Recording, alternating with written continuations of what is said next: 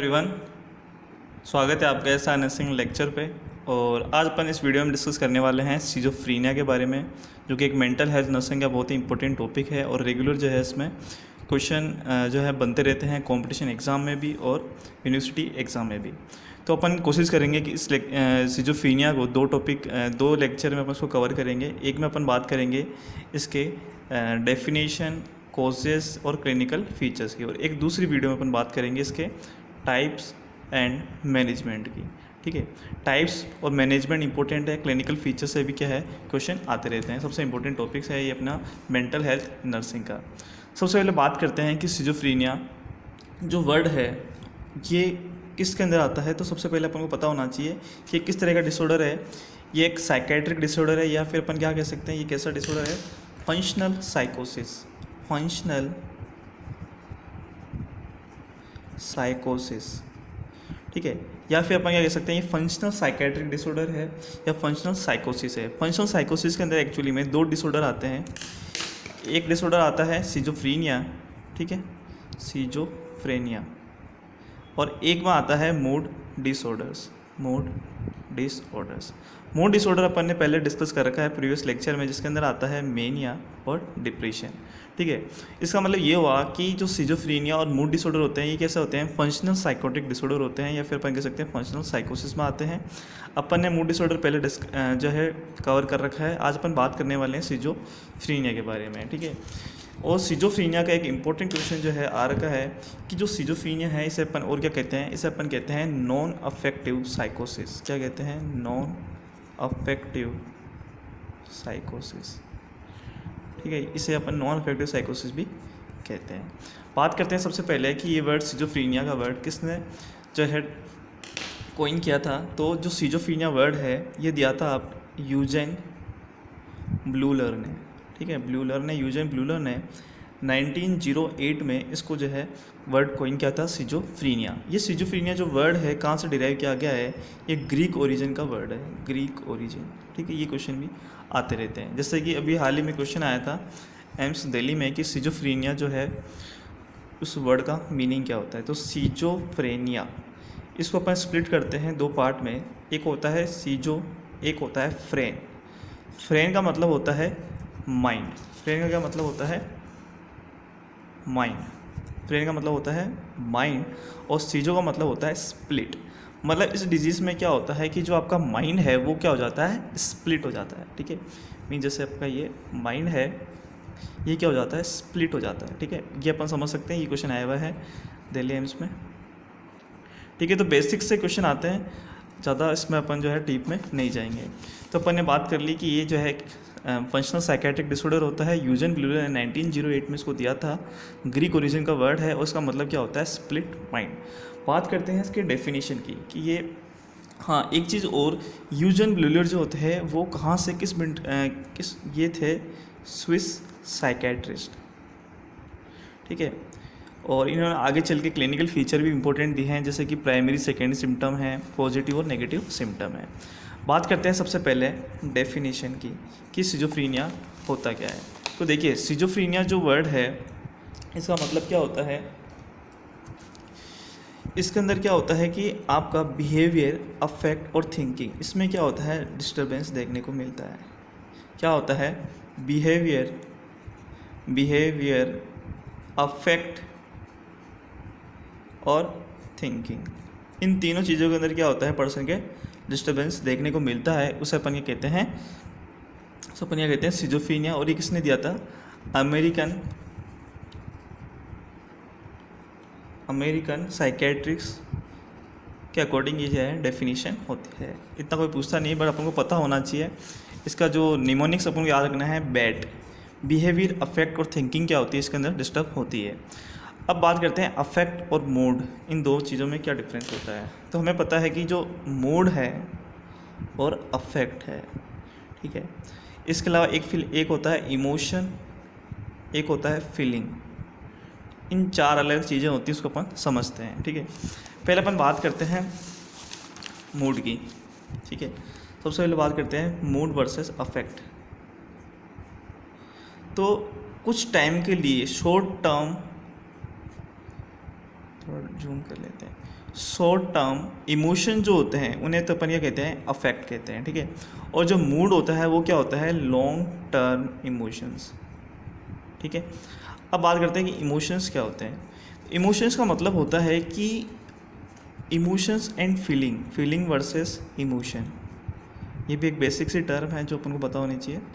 तो क्या होता है कि जो फीलिंग्स होती है अपनी, ठीक है, फीलिंग्स होती है वो तो क्या होती है, इंटरनल, मीन्स अपन अंदर से किसी भी चीज़ को कैसे फील कर रहे हैं, इंटरनली फीलिंग। जैसे कि फीलिंग क्या होती है, जैसे कि आप खुश हैं, ठीक है, आप सैड हैं, ठीक है, तो ये क्या है, फीलिंग है, मीन्स जो आप इंटरनली फील कर रहे हैं। अब इसी चीज़ को आप खुश हैं या दुखी हैं, उसका जब अपन फेशियल एक्सप्रेशन के द्वारा शो करते हैं या बॉडी की एक्टिविटी के द्वारा शो करते हैं, उसे अपन क्या कहते हैं, इमोशन कहते हैं। मीन्स जो इमोशंस हैं वो तो क्या है, बाहर की तरफ है, मीन्स आउटर है, उसमें उसको अपन कैसे बताएंगे, फेशियल एक्सप्रेशन के द्वारा। और फीलिंग जो होती है वो क्या होती है, इंटरनल होती है, ठीक है।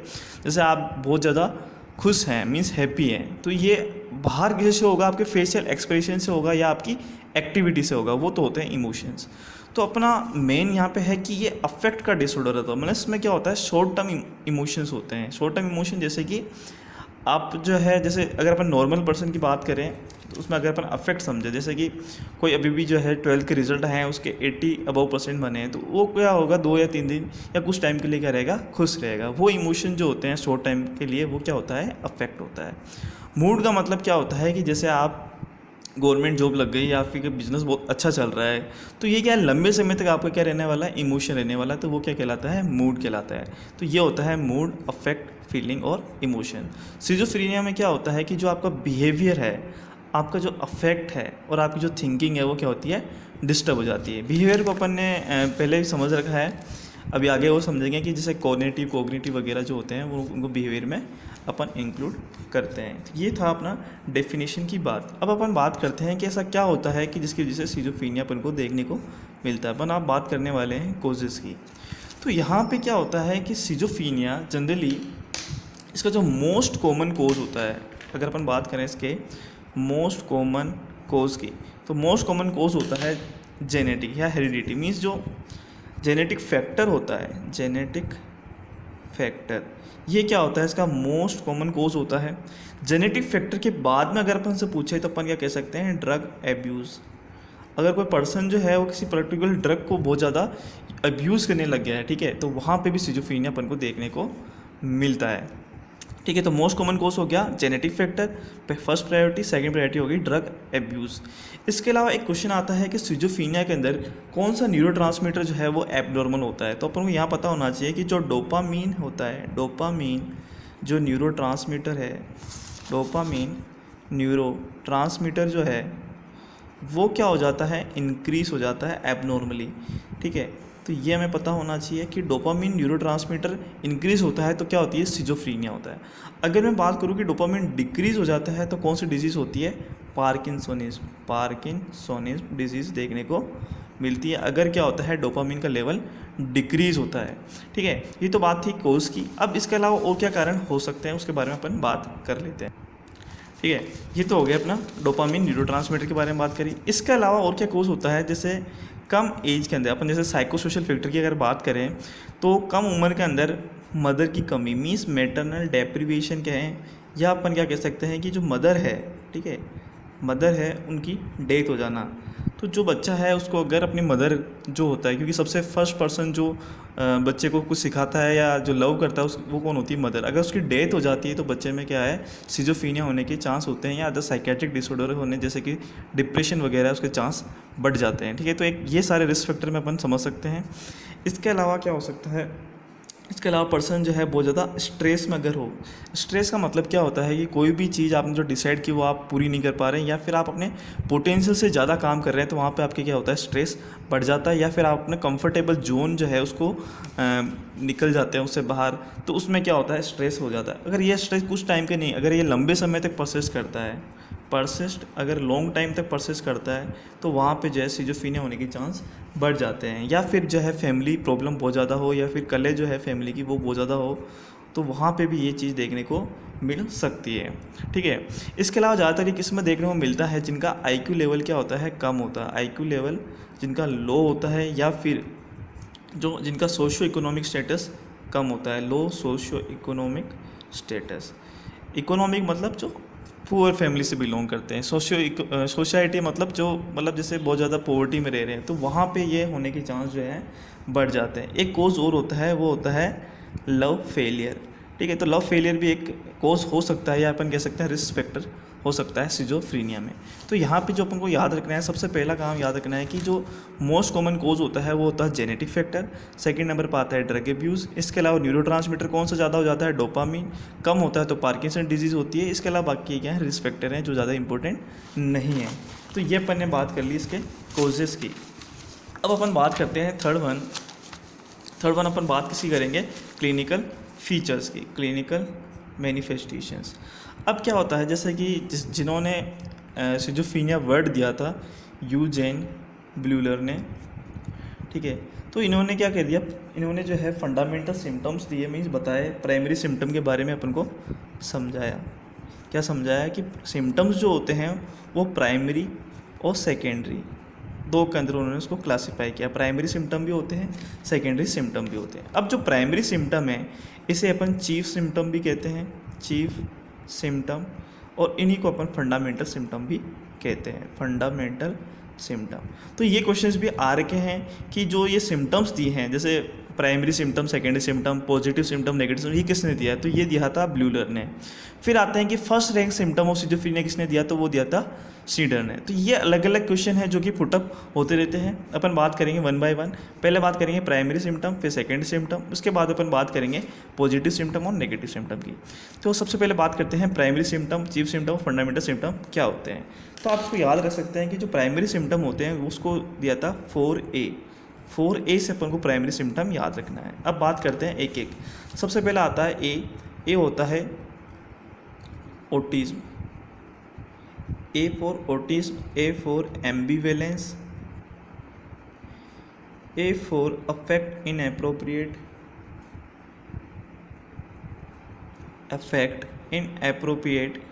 और एक ए होता है एसोसिएटिव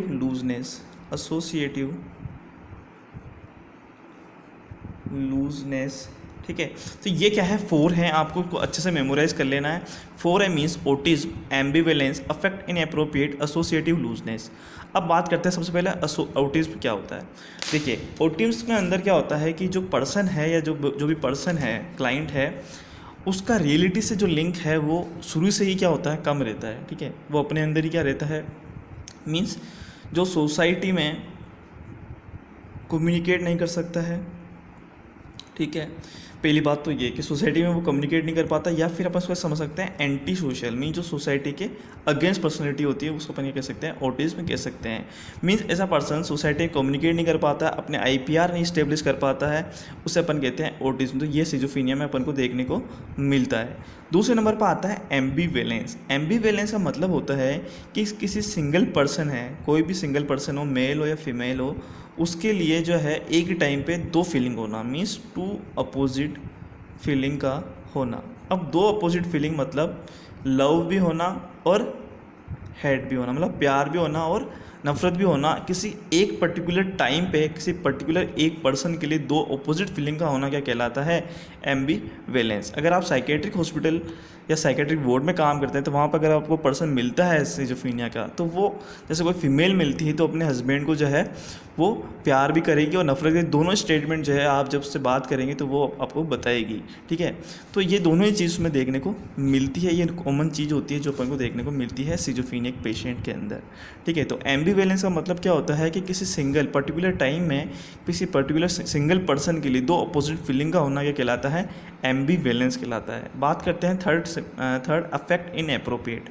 अफेक्ट का मतलब ये अपन ने समझा था कि शॉर्ट टर्म इमोशन, और इनएप्रोप्रिएट मतलब अप्रोप्रिएट नहीं होना। मीन्स अगर अपन बात करें तो जो शॉर्ट टर्म इमोशंस होते हैं, शॉर्ट टर्म इमोशंस वो क्या है, आपके एक्सटर्नल इन्वॉल्वमेंट के हिसाब से क्या है, अप्रोप्रिएट नहीं है। ठीक है, एग्जाम्पल से अपन समझ सकते हैं कि किसी का फुनरल है, मीन्स किसी की डेथ हो गई है और वहाँ पे आप जो है क्राई करने या सैड होने के बजाय आप वहाँ पे बहुत ज़्यादा हैप्पी हैं और वहाँ पे आप जो है हंस रहे हैं जोर जोर से, तो ये हो गया।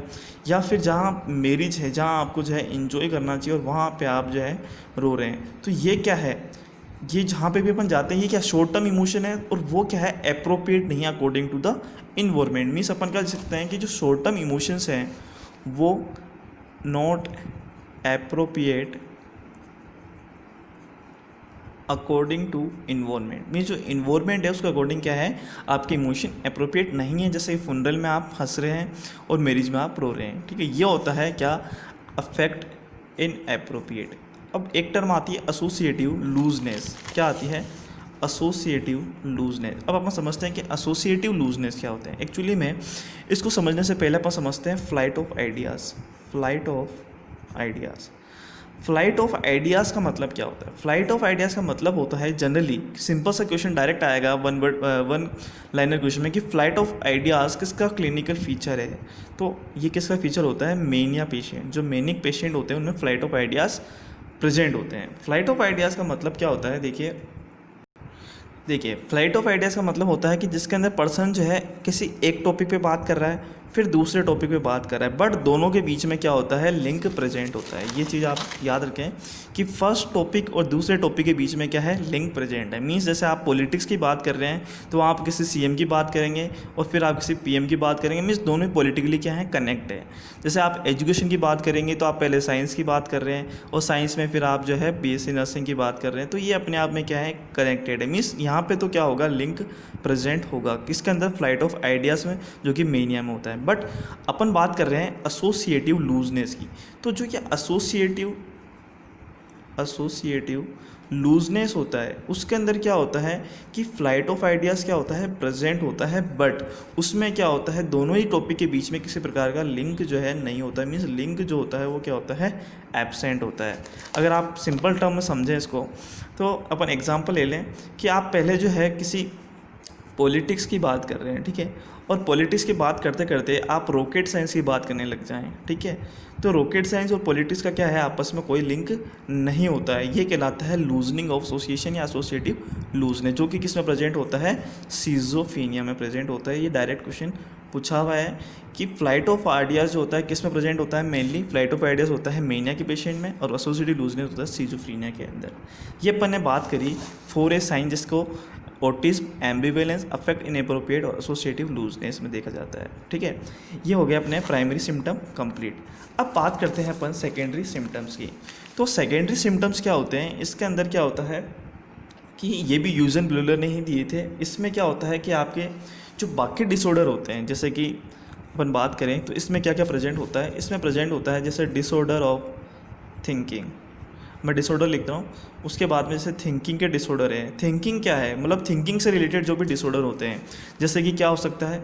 जैसे कि हो सकता है आपका डेल्यूजन, ठीक है, डेल्यूजन, ठीक है। अब सिजोफ्रेनिया में अलग अलग टाइप के डेल्यूजन देखने को मिलते हैं, जैसे कि अपन को डेल्यूजन ऑफ परसिक्यूशन भी देखने को मिलता है, परसिक्यूशन। आपको डेल्यूजन ऑफ ग्रैंडियोसिटी भी देखने को मिलेगा, ठीक है, आपको डेल्यूजन ऑफ रेफरेंस भी देखने को मिलेगा। तो बहुत सारे अलग अलग हैं, उसको अपन जो है टाइप्स के अंदर अच्छे से समझेंगे। अभी अपन को ये पता होना चाहिए कि सेकेंडरी सिम्टम में क्या होता है? डिसऑर्डर प्रेजेंट होते हैं थिंकिंग के, जैसे कि मेनली डेल्यूजन होता है, ठीक है। अगर पूछा जाए कि अपन को कौन कौन से डेल्यूजन मेनली सिजोफ्रेनिया में देखने को मिलते हैं, तो एक तो परसिक्यूशन देखने को मिलता है पैरानाइड सिजोफ्रेनिया में, और अपन को डेल्यूजन ऑफ ग्रैंडियोसिटी जो है मेनली देखने को मिलते हैं, ठीक है। इसको अपन फर्दर स्टडी करेंगे अगली नेक्स्ट क्लास जब अपन टाइप्स की बात कर रहे होंगे, ठीक है। इसके बाद में अपन बात करते हैं थिंकिंग के अलावा यहाँ पे परसेप्शन का भी डिसऑर्डर प्रेजेंट होता है। अब परसेप्शन क्या होता है? परसेप्शन का मतलब होता है कि जो आपके 5 सेंस ऑर्गन्स होते हैं या 5 सेंसेस होते हैं, ठीक है। 5 सेंसेस कौन कौन से होते हैं? टच, जैसे अपनी टंग है, स्किन है, ठीक है, आईज़ है, ईयर है, तो ये सारे क्या होते हैं? सेंसेस होते हैं। इनका काम क्या होता है कि जो आपकी एक्सटर्नल इन्वायरमेंट में स्टिमुलाई होती है, स्टिमुलाई तो होती है बहुत सारी, तो अपने जो सेंस ऑर्गन है या सेंसेस है उसको क्या करते हैं? ये तो क्या है? रिसीव किए जाएंगे सेंसेस से, फिर उसका क्या निकाला जाएगा? इंटरप्रिटेशन। इंटरप्रिटेशन का निकालने को अपन क्या कहते हैं? परसेप्शन कहते हैं। तो यहाँ पे क्या होता है? परसेप्शन का डिसऑर्डर होता है। तो परसेप्शन का डिसऑर्डर क्या देखने को मिल सकता है? हेल्यूसिनेशन। क्या देखने को मिलेगा अपन को? हेल्यूसिनेशन। अब परसेप्शन का डिसऑर्डर एक इल्यूजन भी होता है, बट इल्यूजन जो है वो नॉर्मल पर्सन में भी क्या हो सकता है? प्रेजेंट हो सकता है, बट हेल्यूसिनेशन जो होता है वो जनरली साइकेट्रिक डिसऑर्डर में ही प्रेजेंट होता है। क्या चीज़? हेल्यूसिनेशन। अब हेल्यूसिनेशन में भी क्या होता है एक्चुअली में कि यहाँ पे जो एक्सटर्नल ऑब्जेक्ट है, ठीक है, वो क्या होता है, पूरी तरह से एब्सेंट होता है। ठीक है, मतलब एक्सटर्नल ऑब्जेक्ट एब्सेंट है, फिर भी अपने जो सेंसेस है वो उसको क्या करते हैं, रिसीव करते हैं और उसका क्या करते हैं, इंटरप्रिटेशन करते हैं। ये कहलाता है परसेप्शन, या फिर परसेप्शन के डिसऑर्डर में आता है हेल्यूसिनेशन। तो यह था अपना डिसऑर्डर ऑफ थिंकिंग में डिल्यूजन, डिल्यूजन और परसेप्शन के अंदर हेल्यूसिनेशन। ये दोनों ही क्या होते हैं, साइकेट्रिक पेशेंट के अंदर प्रेजेंट होते हैं। इसके अलावा यहाँ पे अपन को और क्या किस तरह के सेकेंडरी सिम्टम देखने को मिलते हैं, और नेक्स्ट पेज पर बात करते हैं इसकी। ठीक है, अपन बात कर रहे हैं सेकेंडरी सिम्टम्स की। सेकेंडरी सिम्टम्स में अपन ने डिसऑर्डर की बात कर रहे हैं। डिसऑर्डर में अपन ने थिंकिंग देख लिया, थिंकिंग के अंदर अपन ने बात करी क्या, डेल्यूजन की। ठीक है, और फिर अपन ने देखा परसेप्शन के डिसऑर्डर, जिसमें अपन ने बात करी हेल्यूसिनेशन की, हेल्यूसिनेशन। फिर अपन बात कर रहे हैं कि इसमें और क्या डिसऑर्डर हो सकता है, तो यहाँ पे एक एक्टिविटी का डिसऑर्डर होता है। एक्टिविटी का डिसऑर्डर जो यहाँ पे कॉमनली अपन को देखने को मिलता है, या एक्टिविटी या फिर अपन कह सकते हैं मोटर के डिसऑर्डर, इसमें अपन को देखने को मिलता है वैक्सी फ्लेक्सिबिलिटी और कैटाप्लेक्सी। ठीक है, ये बहुत ही कॉमन फीचर है, ये टर्म डायरेक्ट आ जाती है कि वैक्सी फ्लेक्सिबिलिटी और कैटाप्लेक्सी कहाँ पर देखने को मिलती है, जनरली अपन को ये सिजोफ्रेनिया में देखने को मिलता है। और इसका मतलब क्या होता है ये अपन आगे वाले लेक्चर में इसको अच्छे से डिटेल में पढ़ेंगे। ठीक है, इसके अलावा क्या होता है कि पर्सन जो होता है सिजोफ्रेनिया में, उसमें क्या होता है, इंसाइट जो होता है उसकी क्या हो जाती है, पूरी तरह से लॉस होता है। इंसाइट का मतलब होता है कि पर्सन अपने बारे में क्या है, अवेयर है। जैसे कि आप कभी भी नॉर्मल डिजीज़ अगर आपको होती है तो आपको पता होता है कि आप जो है वो किसी डिजीज़ से ग्रस्त होते हैं, बट इनसाइड में क्या होता है, पर्सन जब सिजोफ्रेनिक पेशेंट है उसमें उसको पता नहीं है कि उसको जो है कोई बीमारी है, सिजोफ्रेनिया जैसी है। ठीक है, इनसाइड का मतलब होता है अपने बारे में पता होना, तो उसका क्या होता है, इसमें लॉस होता है। तो ये अपन ने बात करी ब्लूलर के सेकेंडरी सिम्टम की। ठीक है, इसके बाद में ब्लूलर ने 2 सिम्टम और दिए थे, पॉजिटिव सिम्टम और नेगेटिव सिम्टम। क्या दिए थे, 2 सिम्टम और दिए थे ब्लूलर ने। एक होते हैं पॉजिटिव सिम्टम, ठीक है, एक होते हैं नेगेटिव सिम्टम। पॉजिटिव सिम्टम और नेगेटिव सिम्टम। बात करते हैं पॉजिटिव सिम्टम की। तो जो पॉजिटिव सिम्टम है उनका क्या है, ट्रीटमेंट अपने पास अवेलेबल है और ट्रीट अपन कर सकते हैं। बट जो नेगेटिव सिम्टम है उसको अपन ये कह सकते हैं कि ट्रीटमेंट करना मुश्किल होता है या फिर पूरी तरह से पॉसिबल नहीं होता। ये एक बेसिक डिफरेंस अपन को पता होना चाहिए। फिर बात करते हैं कि पॉजिटिव सिम्टम कौन कौन से प्रेजेंट होते हैं। पॉजिटिव सिम्टम का मतलब होता है कि ऐसे सिम्टम जिसके अंदर आपका बिहेवियर जो है वो क्या हो जाए, इंक्रीज़ हो जाए। ठीक है, बिहेवियर इंक्रीज़ हो जाए मीन्स आपकी जो कोग्निटिव जो भी है वो सब चीज़ें क्या हो जाए, बढ़ने लग जाए। तो इसके अंदर अपने क्या क्या आ सकते हैं, आपके डेल्यूजन आ सकता है, हेल्यूसिनेशन आ सकता है, पर्सन जो है बहुत ज़्यादा अग्रेसिव होता है। ठीक है, मीन्स जो बहुत ज़्यादा गुस्सा करता है, हॉस्टाइल नेचर का होता है। हॉस्टाइल नेचर का मतलब क्या होता है, पर्सन जो है बहुत ज़्यादा लड़ाई झगड़े करता है। तो सिंपल सी बात है, उसमें भी क्या होगा, उसका बिहेवियर बढ़ा हुआ होगा। तो ये कहलाते हैं पॉजिटिव सिम्टम जिनका ट्रीटमेंट पॉसिबल है। बात करते हैं नेगेटिव सिम्टम। बहुत ही इंपॉर्टेंट क्वेश्चन इसका आता है, डायरेक्ट पूछा जाता है। नेगेटिव सिम्टम में 5A। ठीक है, अभी अपन ने पहले ब्लूलर के प्राइमरी सिम्टम में 4A पढ़े थे, अब यहाँ पे नेगेटिव सिम्टम में अपन 5A पढ़ेंगे। 1 बाय 1 बात करते हैं इसके अंदर। जैसे कि पहला आता है ब्लंट अफेक्ट। 2 टर्म होती है, ब्लंट अफेक्ट और एपैथी। डायरेक्ट क्वेश्चन आता है पर कंफ्यूज हो जाते हैं। ब्लंट अफेक्ट और एपैथी में डिफरेंस क्या होता है। एपैथी का मतलब होता है इमोशन का पूरी तरह से क्या हो जाना, लॉस हो जाना, लॉस ऑफ इमोशंस। मतलब पर्सन जो है सुख हो या दुख हो किसी में कुछ एक्सप्रेशन नहीं करता है। ब्लंट अफेक्ट का मतलब होता है कि इमोशंस तो प्रेजेंट होते हैं बट उनको एक्सप्रेस करने में क्या होती है, डिफ़िकल्टी होती है। क्या लिख सकते हैं अपन, डिफ़िकल्टी टू एक्सप्रेस इमोशंस। मतलब इमोशंस को एक्सप्रेस करने के अंदर बहुत ज़्यादा क्या होनी, डिफ़िकल्टी होती है, मतलब मुश्किल आती है। उसे क्या कहते हैं, ब्लंट अफेक्ट कहते हैं। और एपैथी क्या कहते हैं उसके बारे में अपन ने बात कर ली। तो 5A में पहला तो हो जाएगा एपैथी, मीन्स जिसके अंदर इमोशन का पूरी तरह से लॉस होगा। दूसरा टर्म आता है एनहिडोनिया। अनहिडोनिया का मतलब होता है कि पर्सन जो है, जैसे अपन कोई भी चीज़ इंजॉय करते हैं, जैसे अपन कोई पार्टी में है तो वहाँ पे जो भी अपन खुश होते हैं तो वो इंजॉय करते हैं। बट एनहिडोनिया के अंदर क्या होता है, पर्सन जो है पूरी तरह से मतलब इसके अंदर पर्सन जो है इंजॉय नहीं कर पाता, या फिर क्या कह सकते हैं कि लैक ऑफ इंजॉय या फिर जॉय। मतलब इसमें अपन को इतना समझना है कि एनहिडोनिया का मतलब होता है कि जो जॉय और इन्जॉय करते हैं अपन, जो खुश रहते हैं, उसको जो एक्सपीरियंस है उसका क्या हो जाता है, लॉस हो जाता है एक्सपीरियंस। मतलब कोई भी चीज़ का अपन जो एक्सपीरियंस करते हैं, भले वो अपन सुख का करें दुख का करें, तो वो जो एक्सपीरियंस है उसका क्या हो जाता है, पूरी तरह से लॉस हो जाता है, उसे कहा जाता है एनहिडोनिया। ठीक है, ये टर्म समझ में आई। फिर बात करते हैं नेक्स्ट थर्ड टर्म की। ये तो थी एनहिडोनिया। एनहिडोनिया के बाद में आता है एवोल्यूशन। एवोल्यूशन एवोल्यूशन का मतलब होता है कि इसके अंदर पर्सन के अंदर किसी प्रकार का कोई मोटिवेशन नहीं होता है। क्या लिख सकते हैं अपन, लैक ऑफ मोटिवेशन। ठीक है, lack of motivation is called avolition. इसके अलावा एक फोर्थ टर्म आती है जिसमें आता है एलोजिया। एलोजिया मीन्स स्पीच जो है बिल्कुल लॉस, मतलब पर्सन जो होगा बिल्कुल क्या हो जाएगा, म्यूट हो जाएगा, बिल्कुल कुछ भी नहीं बोलेगा, मीन्स स्पीचलेसनेस की कंडीशन हो जाएगी। स्पीचलेसनेस मतलब जो सिजोफ्रेनिया का पेशेंट है, एक तो क्या होता है उसके अंदर पूरी तरह से इमोशन का लॉस हो जाता है, कोई भी चीज़ कोई भी प्लेजर है उसको एंजॉय करना है उसका पूरा लॉस हो जाए, उसको एक्सपीरियंस नहीं कर पाता है, मीन्स एनहिडोनिया। एवोल्यूशन मतलब अपने आप से कोई भी चीज़ की शुरुआत नहीं करती, मोटिवेशन नहीं होता है। एलोजिया मतलब बिल्कुल कुछ भी नहीं बोलता, म्यूट रहता है।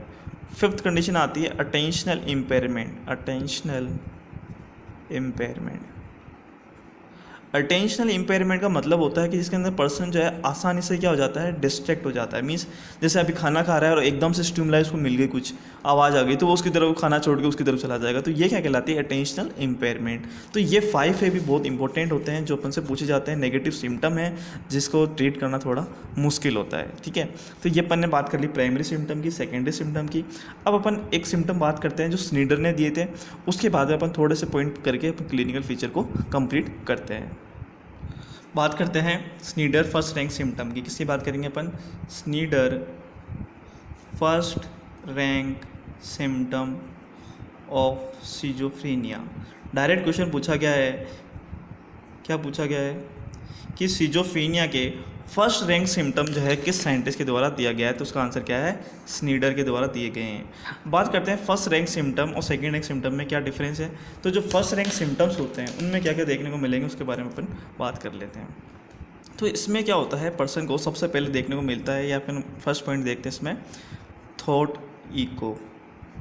मतलब अपने ही विचार जो भी उसके दिमाग में चल रहे होते हैं उसका क्या होता है, उसको इको साउंड सुनाई देने लग जाता है ब्रेन में, उसे कहते हैं अपन क्या, थॉट इको। दूसरा इसमें होता है हेल्यूसिनेशन। एक सबसे इम्पोर्टेंट क्वेश्चन आएगा कि सिजोफ्रेनिया में किस टाइप का हेल्यूसिनेशन होता है, तो यहाँ पे मोस्टली ऑडिटरी हेल्यूसिनेशन होता है। ऑडिटरी की बात करें तो ये मोस्ट कॉमन हेल्यूसिनेशन है जो कि सिजोफ्रेनिक पेशेंट में देखने को मिलता है। अब ऑडिटरी में भी कौन सा देखने को मिलता है, अगर ये पूछ ले तो याद रखना, third person auditory hallucination. Third person auditory hallucination अपन को देखने को मिलता है। थर्ड पर्सन ऑडिटरी हेल्यूसिनेशन का मतलब आप ऐसे समझिए कि आप पेशेंट है और आप यहाँ पे जो है लेटे हुए हैं, ठीक है। यहाँ पे ये तो क्या है, पेशेंट है, ठीक है। यहाँ पे क्या होते हैं, दो लोग आपस में बात कर रहे हैं, ठीक है, ये आपस में बात कर रहे हैं, रियलिटी में क्या है, एग्जिस्ट नहीं कर रहे हैं। अब ये आपस में जो भी बात कर रहे हैं मीन्स इनका जो भी कॉन्वर्सेशन है वो इसको सुनाई दे रहा होगा, पेशेंट को कॉन्वर्सेशन जो है इसको सुनाई दे रहा होगा, ठीक है। तो थर्ड पर्सन ऑडिटरी हेल्यूसिनेशन का सिंपल सा मतलब है कि कोई दो पर्सन है जो रियलिटी में एग्जिस्ट नहीं करते हैं, क्योंकि अपन बात कर रहे हैं हेल्यूसिनेशन की, वो दोनों जो भी कॉन्वर्सेशन कर रहे होते हैं वो पेशेंट को सुनाई दे रहा होता है, उसे अपन कहते हैं थर्ड पर्सन ऑडिटरी हेल्यूसिनेशन, जो कि सिजोफ्रेनिया के पेशेंट में मोस्ट कॉमनली पाया जाता है। इसके अलावा पर्सन जो होता है उसको हेल्यूसिनेशन जो होता है वो एक किस आवाज़ में आ सकता है, वो एक रनिंग कमेंट्री की फॉर्म में भी आ सकता है। रनिंग कमेंट्री, जैसे अपन मैच में कमेंट्री चल रही होती है वैसे ही इसको रनिंग कमेंट्री जो है सुनाई दे रही होती है सिजोफ्रेनिया के पेशेंट को, ठीक है। इसके अलावा यहाँ पे और क्या चीज़ें देखने को मिल सकती है, तो यहाँ पे 3 चीज़ें और देखने को मिलती है। क्या क्या, देखिए, थॉट विड्रोवल, ठीक है, थॉट विड्रोवल देखने को मिलता है, थॉट इंसर्शन और थॉट ब्रॉडकास्टिंग, ठीक है। इन 3 चीज़ों का मतलब क्या होता है जल्दी से समझ लेते हैं अपन, ठीक है। 4 5 थॉट क्या होते हैं, विचार, मीन्स अपने विचार खुद क्या होते हैं या बाहर से अपन जो है गेन करते हैं कंटेंट, उसके द्वारा अपने विचार बनते हैं। तो विड्रोवल का मतलब होता है कि पर्सन जो होता है, देखिए ये उसका दिमाग है, ठीक है। तो विड्रोवल का मतलब होता है कि जो विचार है उसको से लगता है कि किसी ने उसको जो है निकाल लिए हैं, ठीक है। इंसर्ट करने का मतलब होता है उसको लगता है कि उसके अंदर किसी ने डाल दिए हैं। और ब्रॉडकास्टिंग का मतलब होता है कि जो विचार डाले गए हैं उसको जो है स्प्रेड कर दिया गया है, ठीक है। ये 3 चीज़ें होती है। विड्रोवल का मतलब होता है कि ये मतलब जैसे बोर्ड में बैठा है उसको लग रहा है कि ये कल वो सोच रहा था, तो इसका मतलब उसके विचार किसी ने निकाल लिए हैं, ठीक है। और थॉट इंसर्शन का मतलब होता है कि उसको ये लगता है कि ये विचार तो उसके है ही नहीं, ये तो किसी ने बाहर से उसके अंदर डाले हैं, वो तो है इंसर्शन। ब्रॉडकास्टिंग का मतलब होता है उसको ऐसा लगता है कि ये तो मेरे विचार थे और ये पूरे वर्ल्ड में कैसे पता चल गए, मतलब जैसे उसके विचार थे अपने फैमिली के बारे में या कुछ भी नॉर्मल जैसे हीरो के बारे में, और वहाँ पे जो है वर्ल्ड में सब उसको उस बारे में जानते हैं, तो उसको ये लगेगा कि यार मेरे जो विचार है वो किसी में क्या हो गए, पूरे वर्ल्ड में हर जगह क्या हो गए, ब्रॉडकास्ट होने का मतलब होता है सबकी जगह फैल गए हैं। तो ये 3 चीज़ें जो है स्नीडर फर्स्ट रैंक सिम्टम में सिजोफ्रेनिया में देखने को मिलती है। इसके अलावा क्या होता है, डेल्यूजन वगैरह तो प्रेजेंट होते ही हैं, डेल्यूजन भी प्रेजेंट होता है। 7th वन की अगर हम बात करें तो डेल्यूजन तो होता ही है। इसके अलावा यहाँ पे क्या होता है, पर्सन जो है उसके अंदर 3 चीज़ें और देखने को मिलती है, जैसे कि मैड, वोल्यूशन या फिर एक्ट। ठीक है, इसमें पर्सन को ऐसा लगता है कि वो क्या है, रोबोट, मीन्स अपने आप को क्या समझने लग जाता है, रोबोट। जैसे रोबोट होता है उसको अपन कुछ भी कमांड देते हैं उसको फॉलो करता है, वैसे ही पर्सन जो है अपने आप को ऐसा समझने लग जाता है और जो भी उसको कमांड दी जाती है उसको तरह से फॉलो करता है। मीन्स वर्ड मेड वोल्यूशन एक्ट जिसे अपन कहते हैं, उसको अपन ऐसे समझ सकते हैं। ठीक है, तो ये कुछ सिम्टम्स होते हैं स्नीडर फर्स्ट रैंक के। एक लास्ट इंपॉर्टेंट सिम्टम आता है somatic passivity, very important for the exam. ठीक है, इसका मतलब क्या होता है, इसका मतलब होता है कि पेशेंट जो है वो ये बिलीव करता है कि जो सेंसेशन वो है, मतलब जो सेंसेशन वो फील कर रहा है अपने सेंसरी ऑर्गन से, एक्चुअली वो नहीं कर रहा है, बाहर से किसी ने जो है उसको एक्सपोज कराया है, बाहर से जो है कोई ज़बरदस्ती उससे क्या करवा रहा है कि उसको फील कराने की कोशिश कर रहा है, तो वो कहलाता है सोमेटिक पैसिविटी। ठीक है, मीन्स अपन क्या लिख सकते हैं, patient believes that sensation are being imposed upon his body by an outside force। मतलब बाहर से किसी आउटसाइड फोर्स के द्वारा क्या है वो उस पर जो है थोपे गए हैं, जो उसको फील हो रहा है, उससे कहलाते हैं सोमेटिक पैसिविटी। ये सारे होते हैं स्नीडर फर्स्ट रैंक सिम्टम, बहुत ही इंपॉर्टेंट है। इसमें एक तो आपको ये पता होना चाहिए कि 3rd person auditory hallucination most commonly देखने को मिलता है, थॉट विड्रॉल, इंसर्शन, ब्रॉडकास्टिंग जैसी चीज़ देखने को मिलती है। इसके अलावा मेड वोल्यूशन एक्ट है, सोमेटिक पैसिविटी है और थॉट इको, ये कहलाते हैं स्नीडर फर्स्ट रैंक सिम्टम। अब क्वेश्चन आता है कि स्नीडर सेकेंड रैंक सिम्टम क्या होंगे। तो जो स्नीडर सेकेंड रैंक सिम्टम होंगे उसमें क्या आएगा कि जो जितने भी फीचर्स बाकी प्रेजेंट है, मतलब जितने भी बिहेवियर वगैरह हैं, किसको छोड़ के,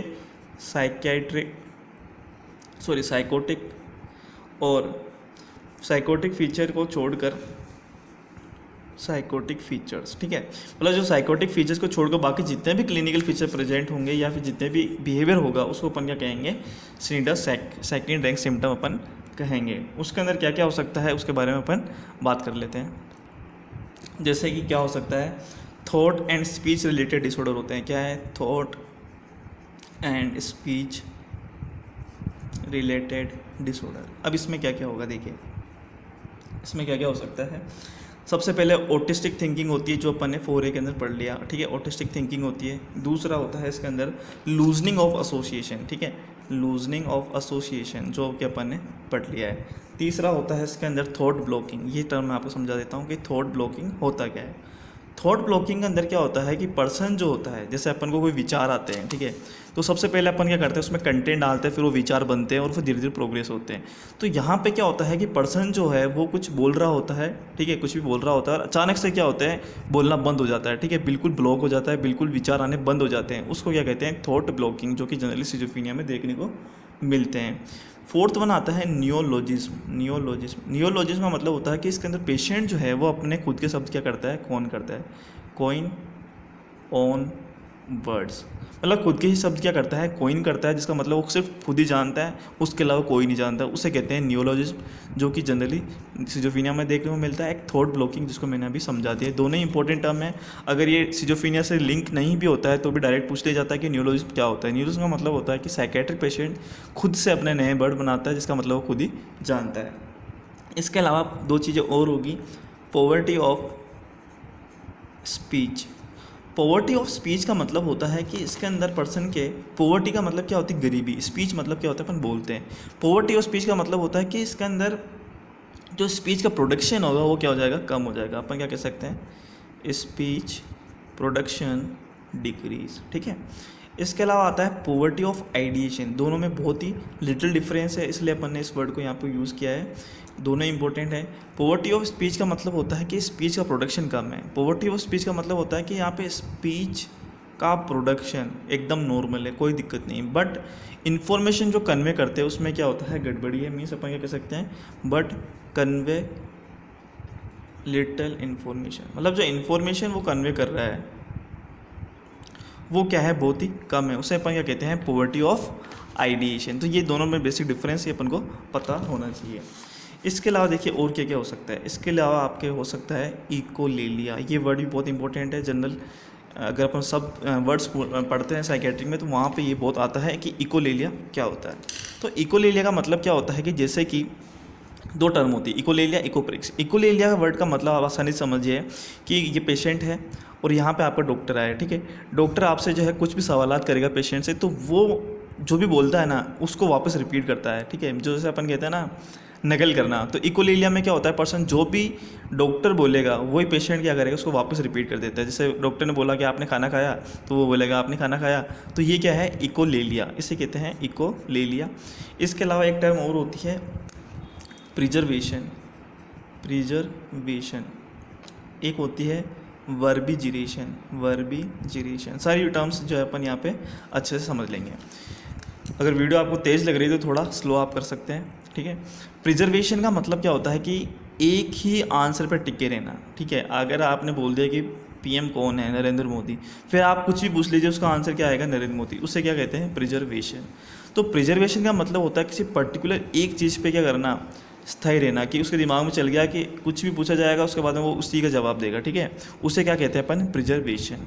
वर्बिजिरेशन को अपन क्या समझ सकते हैं, तकिया कलाम। तकिया कलाम जैसे हर किसी का कोई भी तकिया कलाम हो सकता है। जैसे पेशेंट ने सुन लिया है या पेशेंट जो है ये बोलता है कि मैं तो ठीक हूँ, ऐसे मुझे लेके आ गई, तो वो बार बार ये लाइन रिपीट करेगा, कुछ भी वर्ड बोलेगा, मैं तो ठीक हूँ फिर भी मुझे लेके आ गई। मीन्स ये क्या है, वर्बिजिरेशन, मीन्स जो तकिया कलाम यूज़ किया जाता है। अब बात आती है कि वर्बिजिरेशन नॉर्मल पेशेंट भी यूज़ करते हैं, बट साइकेट्री में क्या होता है कि हर वर्ड के बाद में यूज़ करते हैं। मीन्स यहाँ पर फ्रीक्वेंसी अपन को ज़्यादा देखने को मिलेगी, ठीक है। कुछ ये फीचर्स में देखने को मिलते हैं। इसके अलावा डिसऑर्डर ऑफ परसेप्शन में अपन ने बात कर ली थी, ऑडिटरी हेल्यूसिनेशन और विजुअल हेल्यूसिनेशन की। इसके अलावा डिसऑर्डर ऑफ अफेक्ट के अंदर अपन ने इमोशनल ब्लंटिंग, अनहीडोनिया वगैरह की बात कर चुके हैं। डिसऑर्डर ऑफ मोटर एक्टिविटी की अगर हम बात करें, इसके अंदर अपन किसकी बात कर रहे हैं, डिसऑर्डर ऑफ मोटर एक्टिविटी, ठीक है। तो मोटर एक्टिविटी की अगर अपन डिसऑर्डर की बात करें तो यहाँ पे अपन को देखने को मिलता है इकोप्रेक्सिया। अब इकोलेलिया में तो क्या होता था, शब्दों को यूज़ कर रहा था, ठीक है, कि जैसे डॉक्टर बोलता है आपने खाना खाया तो वापस बोलता है। बट इकोप्रेक्सिया में क्या होता है, जो भी डॉक्टर मूवमेंट कर रहा है उसको क्या करता है, कॉपी करता है। Means copy motor activity. Simple भाषा में अपन लिख सकते हैं कि जो भी पर्सन मतलब उसमें तो सिर्फ बोल रहा था, इसमें वो आपको करके भी दिखाएगा, वो कहलाता है इकोप्रेक्सिया। इस वर्ड का मतलब भी अपन को पता होना चाहिए। इसके अलावा सॉरी, डिजीज़ जो है उसमें साइकोमोटर एक्टिविटी की अगर हम बात करें, साइकोमोटर एक्टिविटी, तो साइकोमोटर एक्टिविटी यहाँ पे बढ़ भी सकती है और कम भी हो सकती है, ठीक है। जैसे अपन टाइप्स की अगर हम बात करेंगे वहाँ पे जब अपन समझेंगे कि साइकोमोटर एक्टिविटी जो है वो बढ़ती कहाँ है, जब अपन बात करेंगे केटाटोनिक सिजोफ्रेनिया के टाइप्स में। जैसे केटाटोनिक एक्साइटमेंट की जो कंडीशन होती है वहाँ तो क्या होती है, आपकी साइकोमोटर एक्टिविटी बढ़ती है, और डिक्रीज किस में होती है, केटाटोनिक स्ट्यूपर की कंडीशन में आपके डिक्रीज होती है साइकोमोटर एक्टिविटी। इसको आप अच्छे से समझ सकते हैं, ठीक है। तो इकोप्रेक्सिया देखने को मिला, साइकोमोटर एक्टिविटी बढ़ भी सकती है और कम भी हो सकती है। ये दोनों क्या होते हैं ये अपन टाइप्स में अच्छे से क्लियर करेंगे। इसके अलावा क्या हो सकता है, पर्सन जो है वो रिपीटियस एक्टिविटी या स्टीरियोटाइप देखने को मिल सकता है। स्टीरियोटाइप या फिर रिपीटियस एक्टिविटी, मतलब एक ही एक्टिविटी को जो है बार बार क्या करेगा, परफॉर्म करेगा, ठीक है। तो वो इसमें देखने को मिलेगी। इसके अलावा यहाँ पे आप एक चीज़ और देखिए कि पर्सन जो होता है वो खुद की जो केयर है वो बिल्कुल नहीं करता है। सेल्फ केयर बिल्कुल क्या हो जाती है, एब्सेंट या फिर बहुत ही कम देखने को मिलती है, ठीक है। मतलब पर्सन अपने आप की केयर नहीं करता। केयर करने का मतलब क्या है, डेली बात नहीं लेगा, ठीक है, ठीक है, कपड़े चेंज नहीं करेगा, ठीक है, क्लोथ चेंज नहीं करेगा और बिल्कुल साफ़ सुथरा नहीं रहेगा। तो ये सारी क्या चलाती है, सेल्फ केयर। इसके अलावा अपन को देखने को मिलती है पुअर ग्रूमिंग। पुअर ग्रूमिंग का मतलब होता है कि बिल्कुल भी जो पहले जितना तैयार होकर रहता था बिल्कुल अब नहीं रहेगा। तो ये अपन को पुअर ग्रूमिंग, सेल्फ केयर जो है, इकोप्रेक्सिया, साइकोमोटर एक्टिविटी का बढ़ना घटना और स्टीरियोटाइप रिपीटिव एक्टिविटी, ये सब किस में देखने को मिलते हैं, डिसऑर्डर ऑफ मोटर एक्टिविटी में। ठीक है, तो ये सारे जो होते हैं ये स्नीडर सेकेंडरी सिम्टम में आते हैं, जहाँ पर साइकेट्रिक फीचर को छोड़ के सारी चीज़ों को अपन ने इंक्लूड किया है, या फिर अपन क्या कह सकते हैं अदर फीचर जो है सिजोफ्रेनिया के अपन कह सकते हैं इसको। ठीक है, एक चीज़ आप ये भी ध्यान रखें कि जो सिजोफ्रेनिया है, सिजोफ्रेनिया के अंदर किसी भी प्रकार का लेवल ऑफ कॉन्शियसनेस या फिर कॉन्शियसनेस की अगर हम बात करें, उसमें किसी प्रकार का कोई चेंज नहीं आएगा। मतलब पर्सन जो होता है पूरी तरह से क्या है, कॉन्शियस होता है, मीन्स उसको अपने इन्वायरमेंट के बारे में पूरी तरह से अवेयरनेस होती है। ठीक है, कॉन्शियसनेस वो पूरी तरह से होता है। बट यहाँ पे अपन ये कह सकते हैं कि कॉग्निटिव फंक्शन जो होते हैं वो क्या होते हैं, इम्पेयर्ड होते हैं। कॉग्निटिव फंक्शन क्या क्या होते हैं, जैसे कि आपका जैसे कि इलॉजिकल थिंकिंग होगा, मतलब पर्सन जो भी सोच रहा है उसका कोई लॉजिक नहीं है। ठीक है, मीन्स कॉग्निटिव फंक्शन जो होंगे वो क्या होंगे, एब्सेंट होंगे, या फिर मैं क्या कह सकता हूँ इम्पेयर्ड होंगे, जितने भी कॉग्निटिव फंक्शंस होते हैं। ठीक है, जो भी आपकी रीजनिंग वगैरह है, एबिलिटी है, लॉजिकल थिंकिंग आप करते हैं, एब्स्ट्रैक्ट थिंकिंग है वगैरह, थिंकिंग है ना, परसेप्शन वगैरह, उनका क्या होता है पूरी तरह से डैमेज हो जाती है या फिर इम्पेयर्ड हो जाती है। बट कॉन्शियसनेस में किसी प्रकार का कोई चेंज नहीं आता है। तो ये आज अपन ने जो है अच्छे से बात कर ली है सिजोफ्रेनिया के, अपन ने सिजोफ्रेनिया की डेफिनेशन से बात कर ली, कोजेस की बात कर ली है। ठीक है, इसके क्लिनिकल मैनिफेस्टेशन की बात कर ली है। यहाँ से बहुत ज़्यादा क्वेश्चन आते हैं, कौन कौन से आते हैं वो मैंने आपको बता दिए हैं। नेक्स्ट क्लास के अंदर अपन बात करेंगे टाइप्स और मैनेजमेंट की। ठीक है, अगर आपको वीडियो पसंद आया है तो प्लीज़ चैनल को सब्सक्राइब करें, वीडियो को ज़्यादा से ज़्यादा लाइक करें, कमेंट करें और ज़्यादा से ज़्यादा शेयर करें। Thank you so much.